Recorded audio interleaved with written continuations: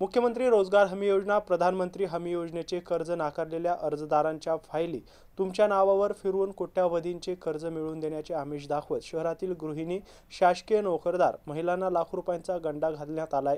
प्राथमिक तपासात 15 महिला तक्रारदार समोर आल्यानंतर 34 लाखांच्या फसवणुकीचा सिटी चौक पोलीस ठाण्यात गुन्हा दाखल करण्यात आलाय। संगीता दयाराम कांबळे यांनी पोलिसांना दिलेल्या फिर्यादीनुसार त्यांच्याच परिचयाच्या असलेल्या प्रियंका रवींद्र निकम, रवींद्र रतन निकम, विद्या दौलत गायकवाड, राणी दीपक सोनवणे यांच्यासोबत संगीता यांची जानेवारी 2024 मध्ये सावंगीतील एका मैत्रिणीच्या ब्युटी पार्लरवर ओळख झाली होती। तेव्हा प्रियंकाने रवींद्र, विद्या, राणी मिळून योजनेमार्फत कर्ज मंजूर करून देत असल्याचं संगीता यांना सांगितलं। या कर्जाची परतफेड करण्याची देखील आवश्यकता नसल्याचं तिने सांगितलं। गरिबांना अशा 25 ते 30 कोटी रुपयांच्या फाईल मंजूर करून दिल्याचा आमिष दाखवत मंजूर फाईल दाखवून त्यांचा विश्वास जिंकला। कुटुंबासोबत चर्चा केल्यानंतर संगीता त्यांची मैत्रीण भारती देवरे यांनी प्रियंकाला पैसे देऊन योजना मंजूर करण्यासाठी तयार झाल्या। नंतर तब्बल 15 जणांची 34,05,000 रुपयांची आर्थिक फसवणूक केली आहे।